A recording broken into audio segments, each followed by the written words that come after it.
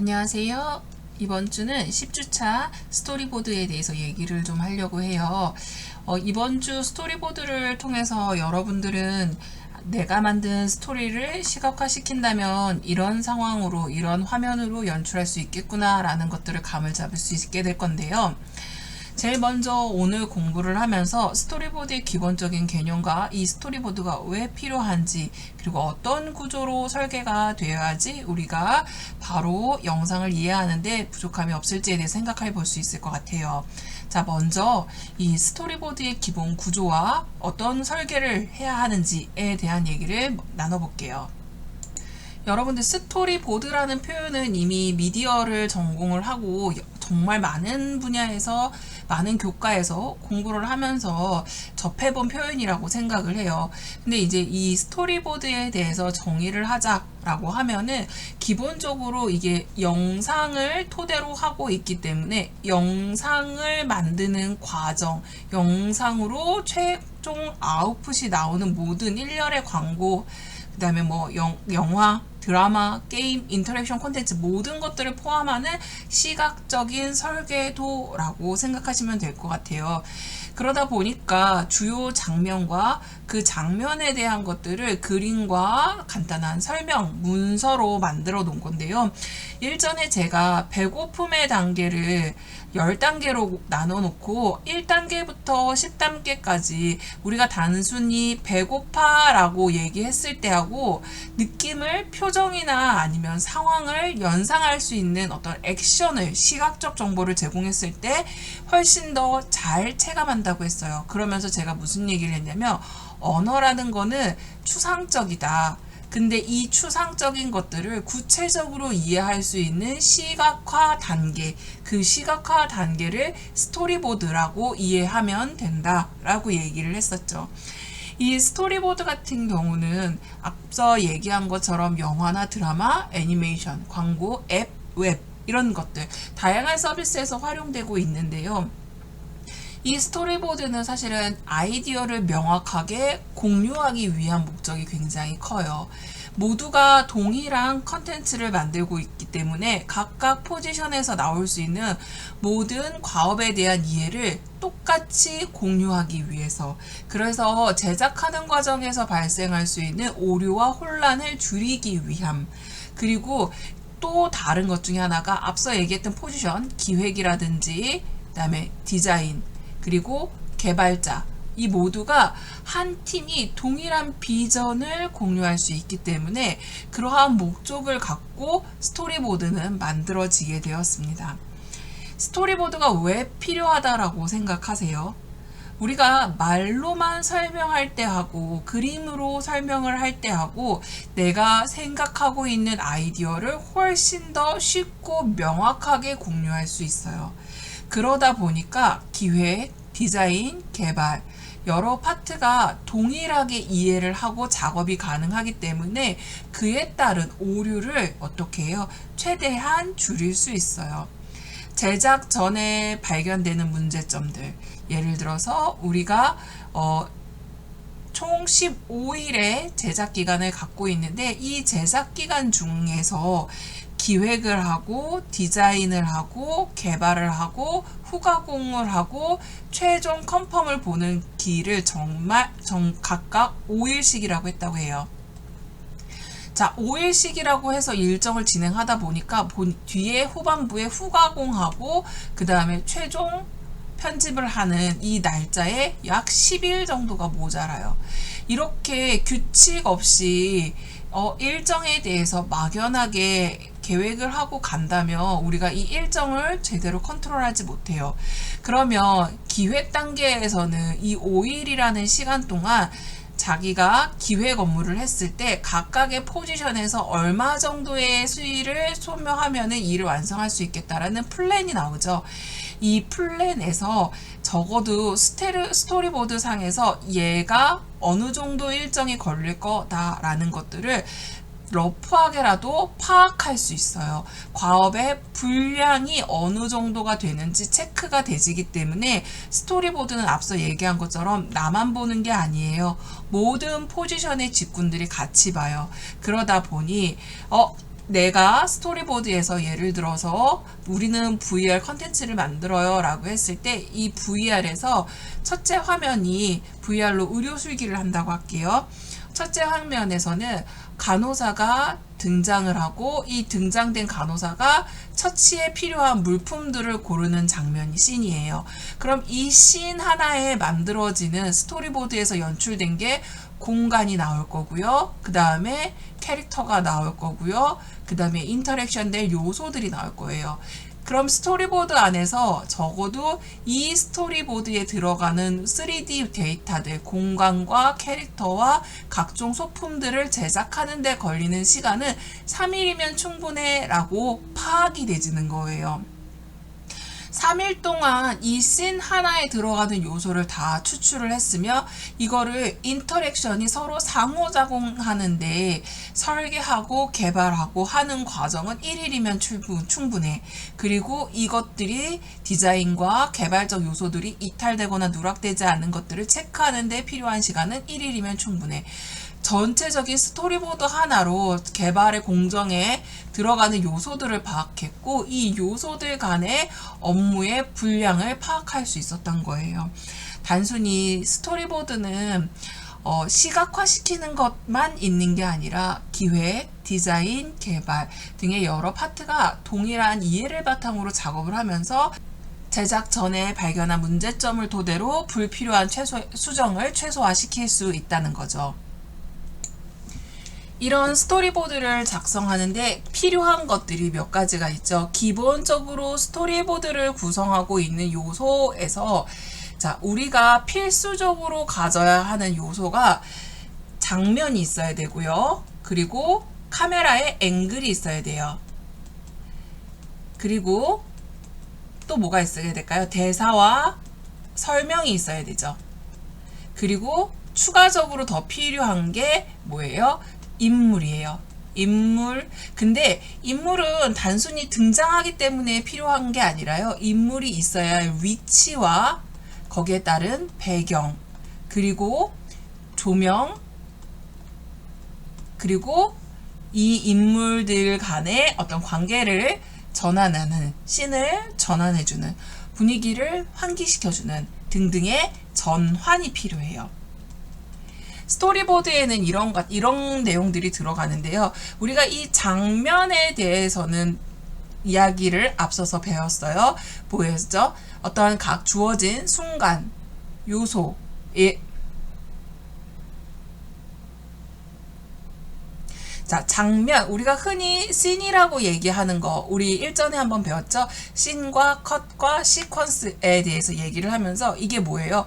각 이야기의 흐름의 가장 중요한 순간인 거죠. 그래서 그 순간순간들이 모여서 어떤 시퀀스를 이뤄내고 그 시퀀스가 이야기 전체를 구성하는 커다란 맥락이 되는 거예요.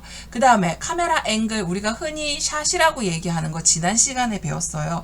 장면을 어떤 시점에서 보여줄 건지 그 시점을 가장 잘 표현해 주는 카메라의 앵글은 무엇이고 워킹은 어떻게 하고 트래킹은 어떻게 되는 건데 하는 부분들을 지난 시간에 배웠어요. 그리고 대사와 설명이라고 되어 있는데요. 이 다이얼로그와 액션은 인물이 등장을 했을 때 하는 말과 그리고 행동, 거기에 따른 또 배경음, 분위기를 잡아줄 수 있는 배경음, 우리가 이거를 BGM이라고 얘기하죠. 흔히 BGM이라고 얘기하는 요 세 가지가 들어가 있어요. 그리고 그 외의 것들, 당연히 인물 설정은 초반에 기획을 하면서 완성이 됐기 때문에 이것은 그냥 우리가 흔히 등장인물이라고 표현되는 인물들이 들어오고 나가는 여기엔 동선이 필요해요. 하지만 이 동선에 대한 것들도요, 결과적으로 행동에 포함이 되어 있기 때문에 같은 맥락이라고 이해를 해주면 좋겠어요. 그런데 이 동선은 결국 위치를 가리키는 거고 그 위치에 따라서 이게 실내냐 실외냐에 따라서 우리는 뭐가 필요해요? 조명이 필요해요. 그래서 제가 수업 시간에 주광 에 대한 얘기를 한 적 있죠. 사실 이 주광은 실내에 있을 때는 주광이 형광등이 될 거예요.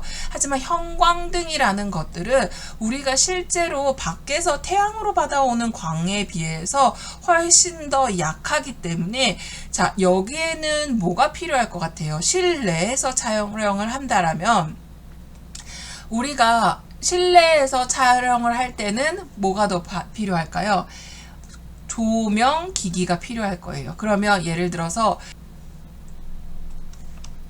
이런 상황은 어떨까요? 예쁜 여주인공이 커피를 마시고 있어요.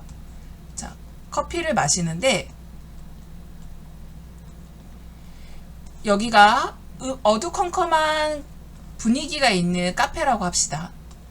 재즈바 같은 은은한 노래도 흘러나오고요. 카페에 앉아서 이렇게 차를 마시고 있는 여주인공이 있는데 이 여주인공이 은은한 조명을 받아서 있다 보니까 화면이 전부 어떻게 보였냐면 새카맣게 보였어요. 그래서 실제로 우리가 볼 카메라의 앵글의 구조는 딱 요만큼이에요. 요만큼만 나올 거기 때문에 주인공의 얼굴을 클로즈업 했죠.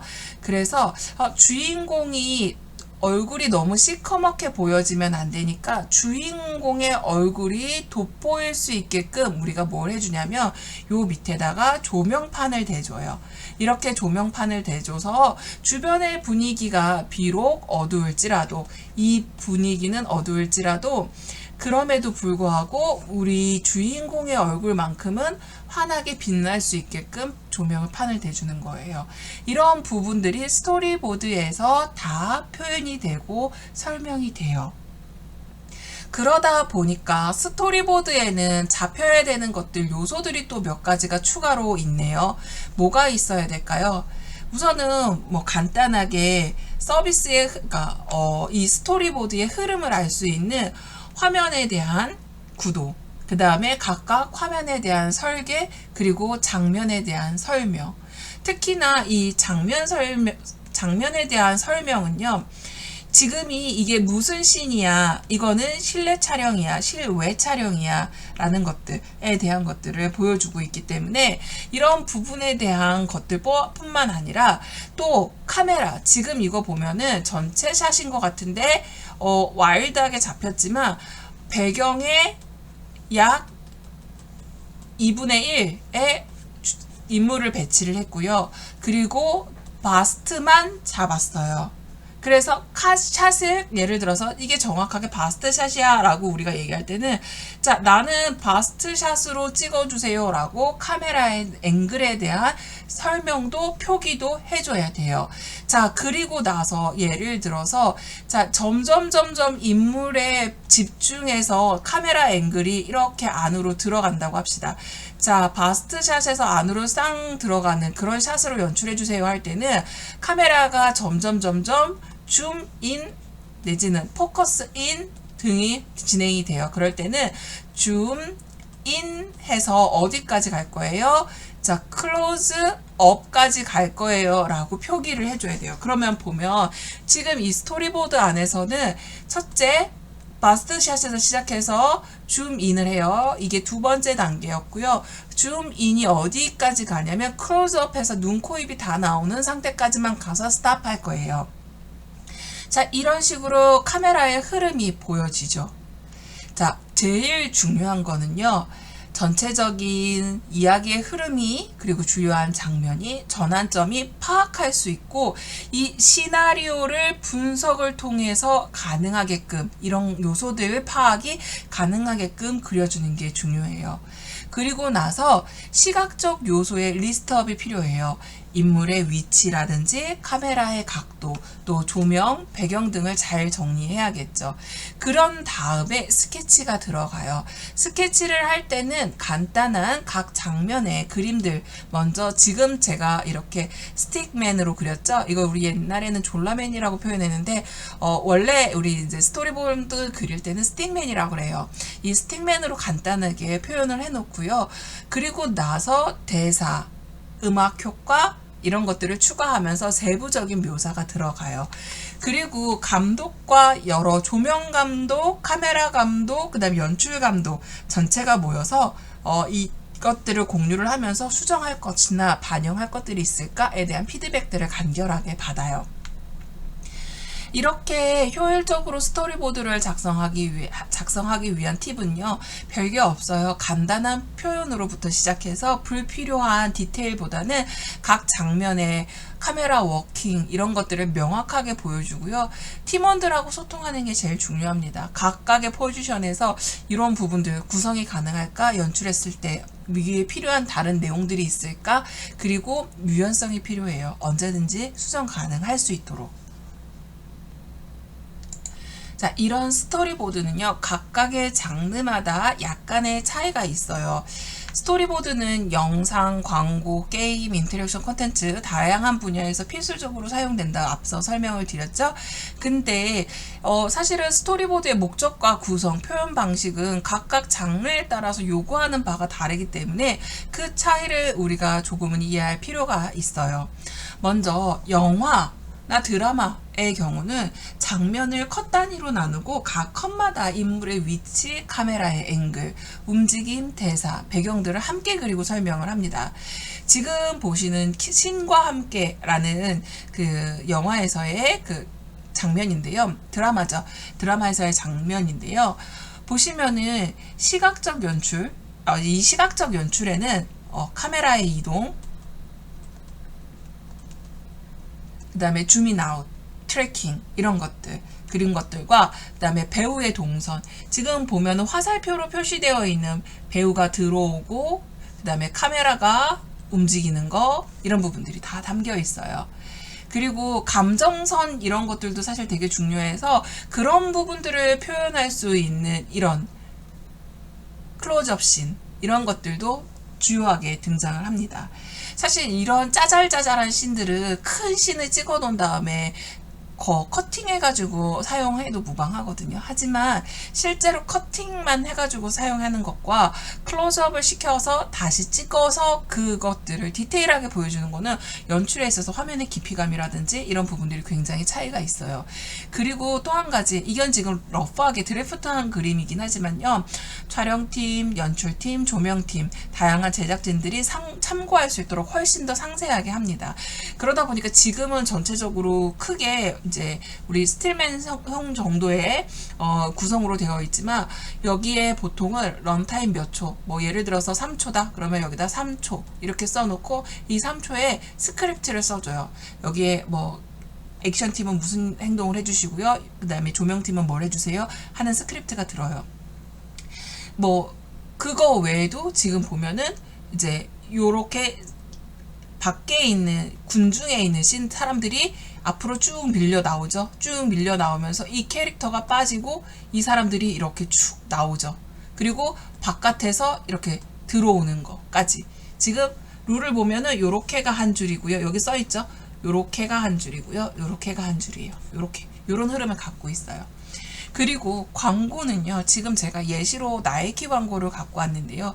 광고는 사실은 우리가 30초의 예술이라고 할 정도로 짧은 시간에 많은 것들을 보여줘야 돼요. 그래서 시각적으로 많은 것들을 한 번에 보여주기 위해서 제일로 중요한 것들이 뭘까에 대한 우선순위를 항상 정해요. 효과적인 장면 전달을 위해서 장면별로 제품의 노출이나 메시지, 또 감정 표현, 효과 등이 이 효과음 같은 것들이 구체적으로 작성이 되어야 되는데요. 제품이나 서비스의 핵심 메시지를 전달하는 게 우선이에요. 제일로 중요한 거. 나이키는 사실 좀 감성적인 광고를 많이 하는 걸로 유명한데요. 특히나 나이키에서 제일 중요한 거는 우리 운동화를 신고 어떻게 됐다, 훌륭해졌다, 이런 메시지를 참 많이 담고 있어요. 그래서 운동선수들이 주로 주제로 많이 잡히는데 이 운동선수들이 나이키의 옷을 입고 나이키가 협찬한 무엇인가를 하고 그래서 그 성공을 할 수 있다. 나이키는 just do it 이라는 표현을 굉장히 많이 한동안 광고의 그 핵심 키워드, 광고의 슬로건으로 삼았죠. 그래서 아직 끝나지 않았어. 우리는 할 수 있어. 너도 할 수 있어. 뭐 나이키를 통해서 이런 메시지를 되게 많이 했어요. 그래서 장면 전환할 때 한 컷 한 컷 그 정보가 그 운동하는 선수들의 수고, 땀, 이런 것들, 로고에 굉장히 포커스를 하면서 영광의 대미는 나이키와 함께, 이런 표현들이 굉장히 많았어요. 그래서 첫 컷에서는 주로 고객이 문제를 겪고 있는 상황, 두 번째 컷에서는 제품이, 그리고 마지막 컷에서는 그 제품을 통해서 이 고객이 문제를 해결하고 미소 짓는 모습, 이런 형식으로 구성을 많이 하죠. 사실 이 패턴은 나이키뿐만 아니라 모든 광고에서 주로 다루는 스토리보드 구성의 패턴이에요. 메시지를 어떻게 전달하느냐는 연출하기 나름이니까요. 자, 그리고 또 다른 것들이 뭐가 있냐면 게임과 인터랙션이 요소가 조금 달라요. 제가 여러분들한테 오버쿡 게임 스토리보드를 보여주고 싶어서 한참 찾았는데 사실 그걸 명확하게 갖고 있는 자료들이 없더라고요. 그래서 제가 그냥 간단하게 러프하게 오버쿡에 대해서 소개를 하자면은요. 플레이스테이션 게임으로 여러분들이 오버쿡을 해보셨을 거예요. 오버쿡이 뭐예요? 협동체제로 요리를 완성해서 배달하는 아주 심플한 게임이에요. 근데 이 게임의 스토리보드 같은 경우는 화면 구성, 캐릭터의 동작, 그 다음에 플레이어의 상호작용, UI, 레벨 디자인, 이런 것들이 각각 정리가 돼야 돼요. 특히 오버쿡 같은 경우는 그 세계관과 스토리보드가 되게 넓잖아요. 그래서 제일로 중요한 게 스토리의 진행뿐 아니라 플레이어의 선택, 이게 되게 중요해요. 우리가 스토리텔링 수업을 하면서 이 인터랙션을 수행할 때 어떤 기준으로, 그래서 우리가 뭘 했죠? 분기라는 거를 구별을 했어요. 이 분기라는 것 또한 게임에서는 정말 중요한 요소예요. 인터랙션을 하기 위한 전환점이 될 건지, 아니면 이 분기 안에서 인터랙션 요소들이 변화가 있는지, 아니면 이 분기를 끝으로 이야기가 마감이 되는지 등등등, 스토리보드 안에서 표현되어야 하는 이 분기 안에는 추가적으로 게임에는 인터랙션이라는 게 있어요. 제가 인터페이스에 대해서 얘기를 하면서 인터페이스는 단순히 유저가 만나는 인터페이스, 뭐였죠? 면, 버튼이나 이런 것들 뿐만이 아니라 UI의 I는 인터페이스뿐만 아니라 인터랙션을 포함한다라는 표현을 한 적이 있을 거예요. 유저의 인터페이스가 UI예요. 그렇지만 실제로 유저와 인터랙션하는 요소도 UI라고 생각해야 돼요. 왜냐하면 버튼뿐만 아니라 또 누가 있어요. 제가 사운드도 인터랙션 되는 거다, 그런 얘기를 했었어요. 그리고 바이브레이션, 진동, 핸드폰 진동 오죠. 이런 바이브도 뭐예요? 인터랙션이에요. 그렇기 때문에 우리가 분기 안에서 상호작용하는, 인터랙션하는 이 요소들을 모두 인터페이스로 담아내기 위해서는 이 인터페이스에 수용이 될 수 있는 인터랙션의 요소들이 무엇인지 알아야겠죠. 얘기한 것처럼 단순히 버튼이 될 수도 있고요. 그 다음에 또 뭐요? 사운드가 될 수 있고요. 그리고 또 뭐 바이브레이션이 될 수도 있고요. 그거 외에도 어떤 액션이 나올 수 있어요. 게임에서는 이 인터랙션에서 캐릭터한테 점프라고 했어요. 그러면 버튼을 클릭했을 때 내지는 화면을 터치했을 때, 자, 점프를 한다는 것은 터치라는 인풋 값을 통해서 뭐가 되는 거예요? 아웃풋으로 누가 나오는 거? 점프라는 액션이 나오는 거예요. 자, 그렇기 때문에 게임에서는 뭐가 제일 중요해요? 캐릭터가 해야 되는 액션, 아이템을 획득하는 순간, 적과 전투하는, 내지는 우리가 미션을 클리어했을 때의 각각의 상황을 그림과 설명으로 정리를 해야 돼요. 그러기 위해서는 우리가 앞서 얘기한 인터랙션 요소, 인풋과 아웃풋에 대한 정보, 이런 것들에 대한 체계적인 설명이 필요하고, 그 체계적인 설명을 담아내는 공간이 스토리보드고, 스토리보드로 시각화를 시키는 거.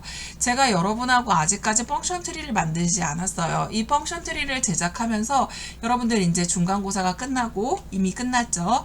자, 이 스토리보드에 대해서 어느 정도 정리가 되고 나면 내가 만들 스토리에 대한 기능을 풀어헤치는 작업을 할 거예요. 이 기능을 풀어헤칠 때 펑션 트리라는 것들을 저하고 제작을 하게 되는데요. 이 펑션 트리는 말 그대로 이 인터랙션 요소들을 글로 쓰는 거예요. 팝업을 언제 띄워주세요? 버튼을 눌렀을 때 어떤 소리를 내주세요. 어떤 상황에 돌입하면 유저가 소리를 지르게 해주세요. 이런 것들. 이런 요소들을 펑션 트리로 다 정리를 해놓고 이걸 시각화 시킬 거예요. 이 시각화가 게임에서는 바로 스토리보드예요. 게임 스토리보드. 이런 장면이 사실 가장 복잡하고 디테일하게 요청되는 요구사항들이 많은 건 사실 저는 게임 스토리보드라고 생각해요. 영화는 인물의 감정에, 그 다음에 광고는 제품의 특성과 장점에 집중을 한다면 게임은 인터랙션 요소들을 이해하고 파악해야 되기 때문에 게임에 대한 경험이 많은 사람이 유리하겠죠. 근데 여기에서 약간 다른, 완전히 다른 성격을 가지고 있는 게 앱이나 웹에 대한 스토리보드예요. 웹사이트나 앱의 스토리보드는 사용자의 행동 흐름, 예를 들어서 로그인하는 절차, 상품에 대한 설명, 결제 페이지, 뭐 이런 것들 각각 화면의 구조와 버튼의 위치, 화면 전환 등을 시각화하는 데 있어요. 근데 여기서의 화면 전환은 앞서서 우리가 얘기했던 그 트랜지션하고는 완전히 성격이 달라요. 어떻게 다를까요? 얘는 클릭을 했을 때 버튼이 페이지를 전환시켜요. 예를 들어서 웹사이트의 페이지가 여기가 메뉴, 그 다음에 여기가 좌측 메뉴.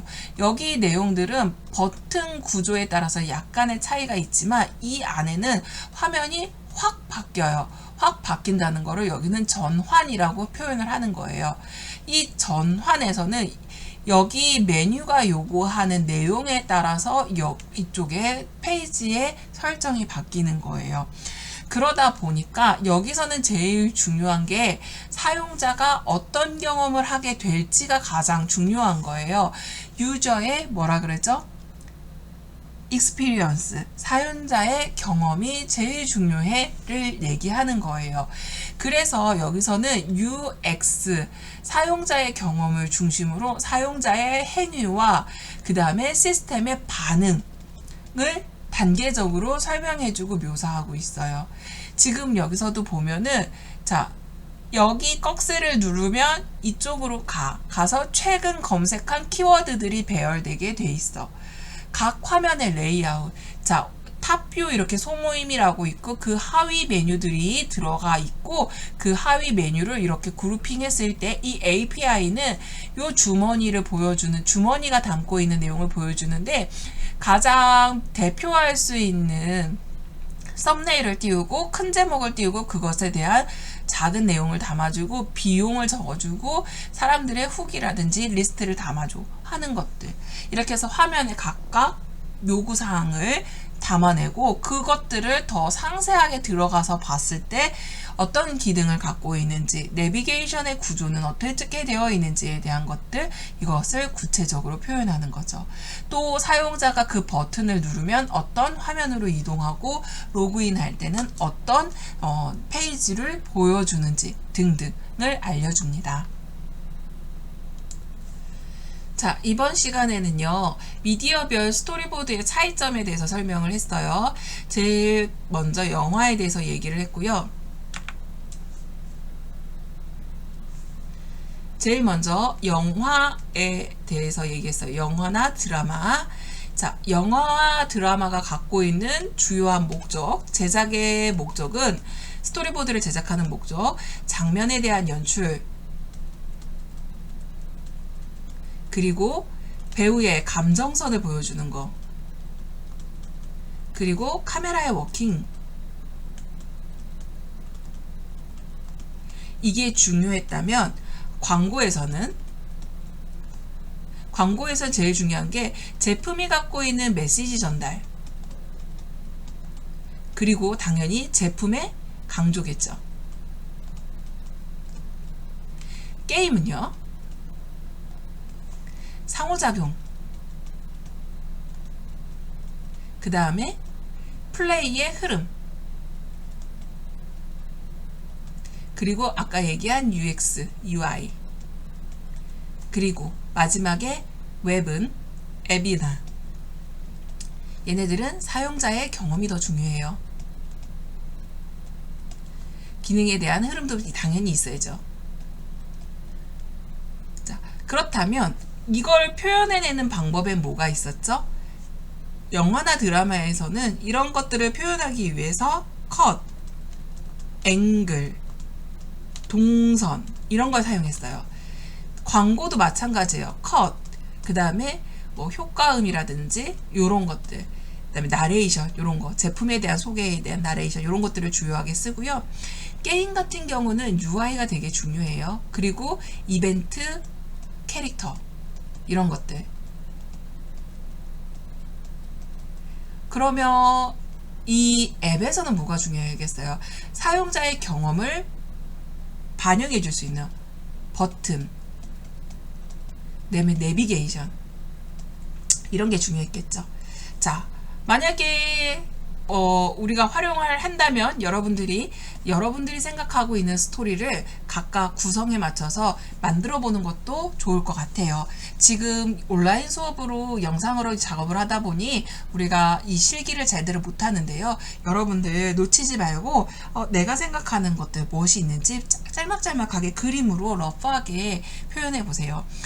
영화는 시네마틱 연출과 장면의 흐름에 집중을 하고 촬영팀과 협업을 하기 위한 상세 정보를 포함해야 된다는 게 특징이었고, 광고는 짧은 시간 내에 메시지를 전달하고 제품의 감정과 이런 그 제품의 특징들을 중심으로 명확한 구성을 해줘야 한다는 거. 그리고 게임, 플레이어의 상호작용과 UI, UX가 어떤 분기에 전환이 되고 상호작용을 할 때 그 이벤트의 중심에 어떤 다층적인 설계를 가져가야 할지에 대한 것들이 담겨야 해요. 마지막으로 인터랙션은 사용자의 흐름과 행동, 그리고 시스템의 반응, 화면 구조 등의 논리적인 시각화가 가장 중요하다라는 거.